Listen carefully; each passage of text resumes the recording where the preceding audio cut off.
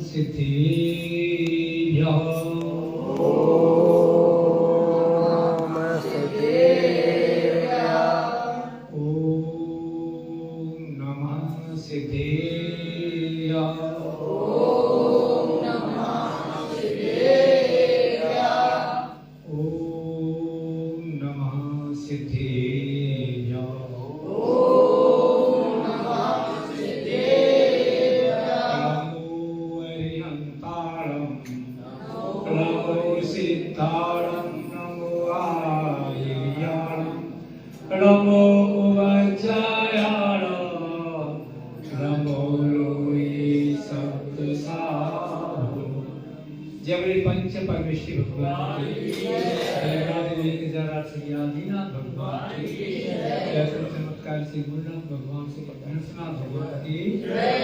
वर्तमान जन शासन नायक श्री महादेव भगवान की 24 और तीर्थंकर भगवान की चारू सरस्वती आचार्य श्री श्याम सागर जी महाराज की सरस्वती आचार्य श्री विद्यासागर महाराज की आचार्य गुरु श्री अभिनंदन सागर महाराज की आचार्य गुरु श्री विपुल सागर महाराज की विज्ञान संत आचार्य श्री जगत सागर महाराज की समस्त पूज्याचार्यों की मंचासी विराजमान विद्यापक श्रवण मुनि श्री शिवदत्त सागर सहित तीन कमनों को मनराज होगी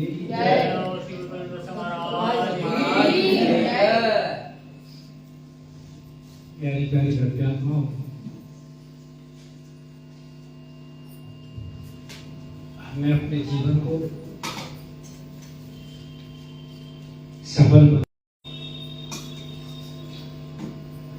और अच्छे कार्य करने में प्रमाद नहीं करना। फिर कर लेंगे, कल कर लेंगे, परसों कर लेंगे, 2 घंटे बाद कर लेंगे, ऐसा नहीं सोचना। सुबह से शीघ्र शुभ कार्य को शीघ्र करना, कोई विलंब नहीं। ये मनुष्य भाव बड़ी दुर्लभता से प्राप्त होता है। उसमें भी जैन बनकर जैन कुल में जन्म लिया तो हमारा दायित्व बनता है कि अपनी सट आवश्यक क्रियाओं को जल्दी करें, शीघ्र करें। सट आवश्यक क्रिया श्राद्धों की कौन सी होती है? देव पूजा, गुरु उपासना, स्वाध्याय, संयम, तप और तप, इनको करना चाहिए। प्रथम कर्तव्य हमारा देव पूजा का है। अपनी दैनिक क्रियाओं से निवृत्त होकर के सर्वप्रथम देव पूजा के लिए आए, भगवान की पूजा के लिए आए। और भाग्य यहाँ आकर के हम ठीक ठाक आ जाए मंदिर में बिना किसी बाधा के, और हमारे सामने भगवान का अभिषेक हो रहा हो तो कहने क्या है। भगवान के अभिषेक को देखकर मन गदगद हो जाना चाहिए। धन्य है वह परमात्मा जिन्होंने अपने आत्म गुणों को विकसित करके इस संसार का अंत कर दिया, और आज उनका हम भगवान के रूप में अभिषेक कर रहे हैं। हम भी ऐसी भावना पाए, हम भी भगवान बने। लेकिन भगवान ऐसे नहीं बना जाता है। प्रारंभ में कुछ क्रिया होती हैं, पहले पूजा की जाती है, अरे पूजा पूजक को पूज्य बना देती है, और भक्ति भगवान को भक्त बना देती है। करें भक्ति श्रद्धा और समर्पण के साथ तो हमारे भव की संतति को समाप्त कर देती है। जिंदगी भर पूज्य नहीं, पूजा नहीं करना है, पूज्य बनने का पुरुषार्थ करना है। और पूज्य कब बन सकते हैं? जब हम एक नियम के अंदर बन जाते हैं, संयम की ओर बढ़ते हैं, व्रत की ओर बढ़ते हैं, व्रत मेहनत करते हैं, और अपने परिणामों को सतत सुधारने का प्रयत्न करते हैं। तो अच्छे कार्य जीवन में करेंगे, सबके भले की बात सोचेंगे, सबके हित की बात सोचेंगे, सबके प्रति विनय भाव रखेंगे और अपने अंदर अच्छे अच्छे गुण उत्पन्न करेंगे, बड़ों की सेवा करेंगे, भक्ति करेंगे, छोटों से प्यार करेंगे, इसलिए करेंगे। और यथाशक्ति हम दूसरों के दिल जीतने का, हृदय जीतने का प्रयास करेंगे। उन अच्छे कार्यों के माध्यम से तो हम भी प्रशंसा के पात्र होंगे। और प्रशंसा हमारी कोई जरूरत ही नहीं कर सकता है जब तक सामने वाले का कोई भाव नहीं होगा प्रशंसा करने का, हमारे अंदर कोई गुण नहीं देखेगा, शील नहीं देखेगा, सत्क्रिया नहीं, तब तो प्रशंसा नहीं कर सकता है। इसलिए ध्यान रखना, हमेशा दूसरे के कार्यों की प्रशंसा करना। अच्छे कार्य कर रहा है, थोड़ा कर रहा है, लेकिन फिर ही प्रशंसा हो, तुम बहुत अच्छे हो, भगवान की पूजा करते हो, दान देते हो, अच्छे विचार वाले हो, बहुत प्रशंसा करना। थोड़ा उनके अंदर गुण है तब भी प्रशंसा करना, लेकिन गुणों में अगर कोई क्रिया, गुणों में कुछ कमी आ जाए या शिथिलता आ जाए क्रिया में, अच्छी क्रिया, फिर तो उसकी निंदा नहीं करना। और साथ में जो व्यक्तिगत हो रहे हैं,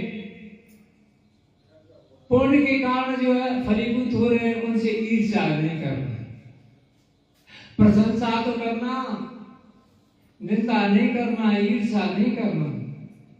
जो ईर्ष्या करने वाला व्यक्ति होता है, निंदा करने वाला व्यक्ति होता है, वो अच्छा व्यक्ति नहीं होता, कि उसकी दृष्टि निंदा और ईर्ष्या पर रहती है। जो हमेशा दूसरों के अंदर बुराई देखता है वो हमेशा बुरा व्यक्ति होता है। कहते हैं बुरा जो देखन।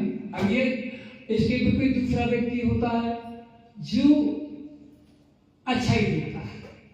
अच्छे व्यक्ति को अच्छे ही नजर आते हैं, बुरे व्यक्ति को बुरे नजर आते हैं। एक दृष्टांत आता महाभारत में, द्रोणाचार्य ने कहा दुर्योधन से, जाओ पता लगाओ इस संसार में कितने लोग अच्छे हैं। दुर्योधन गया, लेकिन वह खोजा, उसे कोई अच्छा व्यक्ति मिला ही नहीं, लिस्ट में शून्य रहा। और जब युधिष्ठिर से कहा तुम बुरे व्यक्ति देख के लाओ, तो युधिष्ठिर गए, देखे तो भैया बुरे तो मुझे कोई नजर नहीं, मैं ही फंस गया। तो अच्छे व्यक्ति को, युधिष्ठिर को कोई बुराई नजर नहीं आई, लेकिन दुर्योधन को कोई अच्छा नजर नहीं आई, क्योंकि चश्मा, दुर्योधन का चश्मा क्या था, दृष्टि दिखने का विचार क्या था, बुराई। उसे हर व्यक्ति ने बुराई दिखी, कोई गुण दिखाई नहीं दिया। इसलिए जो सज्जन व्यक्ति होते हैं, सत्पुरुष होते हैं, महान पुरुष होते हैं, अच्छे व्यक्ति होते हैं, धर्मात्मा होते हैं, वे कभी दूसरे की दोष नहीं देखते हैं, उनके गुणों को देखते हैं, प्रोत्साहित करते हैं। अच्छे को और अच्छा बनाने के लिए प्रोत्साहन चाहिए। तो वो अगर आया है कोई पहली बार भगवान का अभिषेक करने के लिए, कोई बच्चा आया या नवीन व्यक्ति आया, तो उसको प्रोत्साहित करना। छोटी मोटी गलती हो जाती है तो उसको फटकारना नहीं। हाँ बहुत अच्छा, तुम आज आगे बहुत अच्छा कर रहे बेटा, ऐसे रोज आया करो, और इसको थोड़ा ऐसे कर दोगे ना, इसकी ऐसे कर दो तो बहुत अच्छा रहेगा, तो उसको प्रोत्साहन मिलता है। और आंखें दिखा दी, फटकार दिया, तो नेक्स्ट डे आने वाला है। इसे ध्यान, हम धर्म करें, धर्म क्रिया करें, धर्म तो दूसरों को भी धर्म करने का अवसर दें। छोटी मोटी गलती करता तो कोई बात नहीं, गलती धोती पहन के आ गया तो कोई बात नहीं, उसको कहते बेटा देखो तुम कहीं बाहर जाते हो तो अच्छे कपड़े पहन के जाते हो ना, तो यहाँ गलती धोती फटी धोती पहन के नहीं आते, सिर ढाक के आते हैं। जैसे राजा के दरबार में कोई भी जाता है तो कैसे फिर ढक के जाता है, भेंट लेके जाता है, तो खाली हाथ नहीं आते हैं, फल तभी मिलता है। राजा के यहाँ खाली हाथ जाओगे तो कुछ नहीं मिलेगा, वैद्य के पास जाओगे तो खाली हाथ कुछ नहीं मिलेगा, और गुरु के पास जाओगे तो कुछ नहीं मिलेगा। इसलिए जो लेकर जाता है, जो देता है उसे मिलता है, जो कुछ देता है उसे कुछ मिलता है, और जो कुछ देता है उसे कुछ मिलता है, और जो सब कुछ देता है उसे सब कुछ मिलता है, जो कुछ नहीं देता तो उसे कुछ भी। इसे खाली हाथ नहीं आना। जैसे लोकाचार में होता है, कोई रिश्तेदार आता है तो कुछ लेके जाता है, लेके जाता है, जाते हैं ना, खाली हाथ नहीं आना चाहिए। रिश्तेदार ध्यान रखो, कुछ लेके जाओ तो मिलेगा, उसको भी शांतिपूर्वक कर देना चाहिए। आचार्य कार्तिकेय स्वामी ने सम्यक दृष्टि धर्मात्मा जिसको कहा जाता है, उसके विषय में 315 नंबर की गाथा करी। क्या बात है कि सम्यक दृष्टि कैसा होता है और कैसा होना चाहिए। उत्तम गुण गण रहो, उत्तम साहुल विनय संयुक्तो, साहमी अड़ाई सो सत्य हवे लंबो।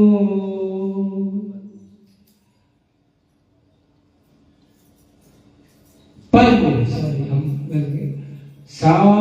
साध्य हवे परमो।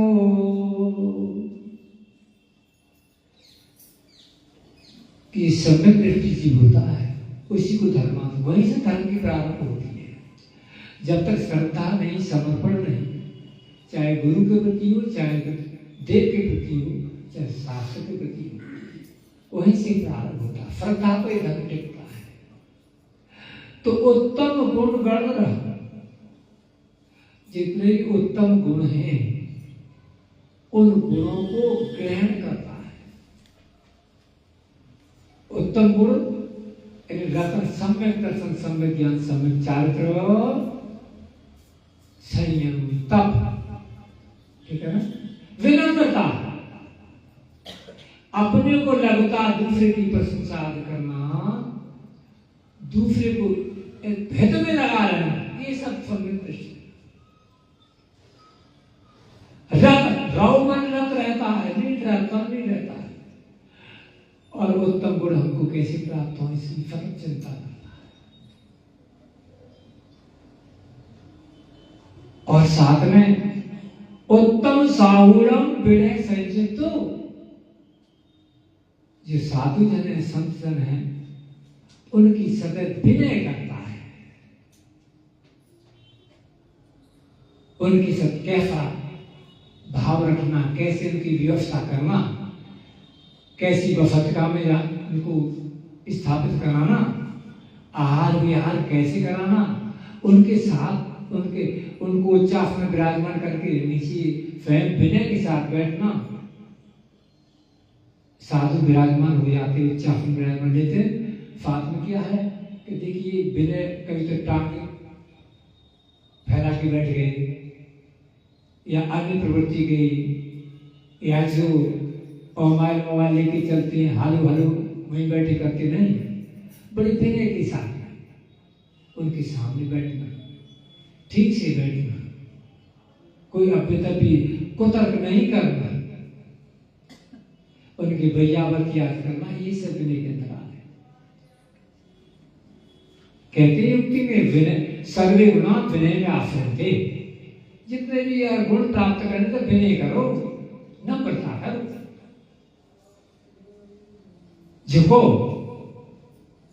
दूसरे को हमेशा अच्छा समझो, अपने को अच्छा नहीं समझना, दूसरों को अच्छा समझना, श्रेष्ठ समझो। इस प्रकार की विचारधारा, ऐसा चिंतन हमारे अंदर होगा। चिंता नहीं, चिंतन होगा। चिंता और चिंतन में फर्क होता है। चिंता राग पूर्वक की जाती है और चिंतन स्वस्थ पूर्वक किया जाता है। चिंतन समाधान के लिए किया जाता है, सॉल्यूशन के लिए किया जाता है, लेकिन चिंता, सॉल्यूशन की चिंता यानी उलझन में चिंता उलझाती है और चिंतन हमको सुलझा देता है। तो चिंतन करना है अपने दूसरे के बारे में, गुणीजन के बारे में, साधर्मी जन के बारे में। जो भी साधर्मी जन है उनके प्रति अनुराग रखना है। मिलते ही एकदम चेहरा फूल की तरह खिल जाए, मुस्कुराए। और जैसा भी आवादन करना है, माता पिता के सामने पहुंचते वहां भी चरण प्रसाद करना, विनम्रता करना, साधर्म के साथ करना, अपने से बड़ों के साथ करना, अपने से छोटों के साथ में ठीक सा व्यवहार करना, भंड वचन नहीं बोलना, गाली गलौज नहीं करना, है ना। तो ये जितने साधर्मी है, सम्यक दृष्टि जीव है, वो साधर्मी जनों के साथ अनुराग करता है, हार्दिक स्नेह करता, वत्सल भाव रखता है, और वही वास्तव में उत्कृष्ट सम्यक दृष्टि होता है। तो अच्छे विचार, अच्छे कार्य, अच्छी भावना, सभी के प्रति सद्भाव, सभी के प्रति यानी प्रमोद के भाव, और जो कनिष्ठ हैं, दुखी हैं, उनके प्रति करुणा भाव और उनके दुख दूर करने का सतत प्रयास करना, और जितने भी संसार में प्राणी हैं उन प्राणियों के साथ में मैत्री भाव रखना, प्रमोद भाव रखना, ये सब दृष्टि के लक्षण है, धर्मात्मा के लक्षण हैं। गुरुओं की वचन सुन करके अगर इस प्रकार की विनय हमारे मन नहीं आए, अच्छी भावना प्रज्वलित न हो, और सबके प्रति प्रमोद भाव न आए, सबके साथ रहने की कला नहीं आए, जीने की कला नहीं आए, तो गुरु का सानिध्य, प्रभु की भक्ति और परिवार में निवसती ये सार्थक नहीं होती। अरे जहां भी रहे हम ठीक से रहें और वह अच्छे अच्छे कार्य करें, बुद्धि के साथ कार्य करें, विवेक के साथ कार्य करें, और इस बात का ध्यान रखें कि हम जिनके साथ रह रहे हैं या जिनके साथ बैठ रहे हैं, जिनके साथ संयोग हुआ है, उनको हमारे किसी भी कृत्य से पीड़ा उत्पन्न न हो। हमारा जीवन ऐसा नहीं होना चाहिए कि लोग हमारे साथ रहना पसंद न करें। समझ गए? लोग हमारे साथ रहना पसंद न करें और ये चाहे कि यह कब से चला जाए।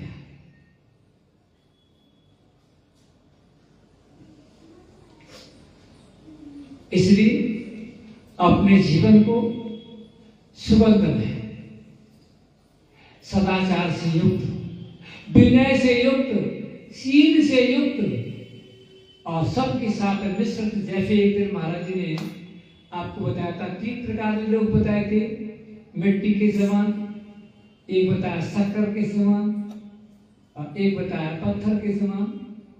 तो लेकिन शक्कर जो थी सब में मिल जाती है। ऐसे ही हम सबके साथ मिलकर के रहें, प्रेम से रहें, सद्भाव के साथ रहें।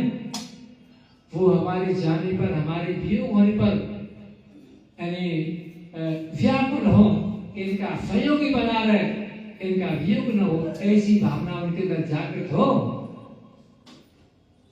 तब हमारे इस जीवन की, इस मंच पर्याय की तभी सार्थकता है। अन्यथा पशु के समान हो जाएगी। मनुष्य बन रहते हुए मानवीय गुण उत्पन्न न हो, जैसे कि नीतिकार ने कहा है, उससे तो पशु अच्छा है। पशु आपस में लड़ते, चारे के पीछे लड़ते, बैठने नहीं देते, घुर्राते, जैसे कुत्ते घुर्राते एक दूसरे देख करके, ऐसा नहीं। ये साम्य विद्या न तपो न दाना, ज्ञान न शीला न गुणो न धर्म, ते माति लोके भूमि भार भूता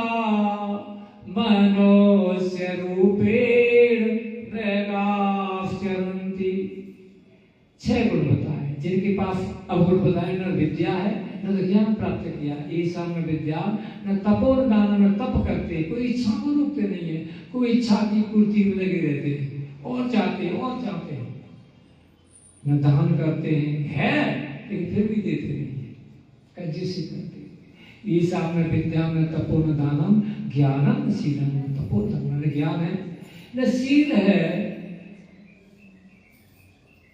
तो वे कैसे हैं व्यक्ति? पृथ्वी पर भार के समान है, बोझा ढो रहे हैं, पृथ्वी भार है, और पुरुष मनुष्य पशुओं के रूप में जैसे पशु विचरण करते हैं, खाते पीते वो भी सारे काम करते हैं, लेकिन पशु की कोई जिंदगी संस्कृत नहीं होती। समाज होता है पशुओं का, पशुओं में संस्कृति नहीं पाई जाती, लेकिन मनुष्यों में समाज भी है और संस्कृति भी है। तो पशुओं की तरह न रहें, हम मनुष्यों की तरह रहें, अपने संस्कार से युक्त रहें, संस्कृति में रहें, तभी हमारे जीवन की सार्थकता। जय पंच परमेश्वर भगवान की।